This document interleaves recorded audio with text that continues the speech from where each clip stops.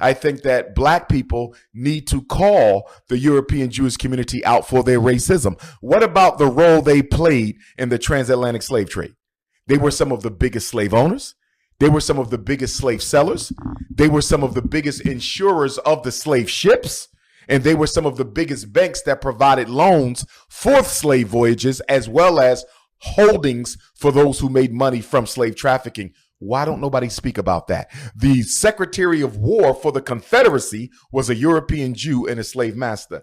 Why nobody talks about that? What about the Holocaust and the fact that there was only 50,000 Africans who were also incinerated with European Jews, but they're not mentioned at all in any Holocaust museum? What about the fact that there was a group of African soldiers from World War II, from America, who went to Nazi Germany and liberated the European Jews from their worst internment camps, and they're not celebrated nowhere by European Jews at all? So if we want to talk about racism, and if we're going to talk about anti-Semitism, let's talk about Semitic anti-Blackness.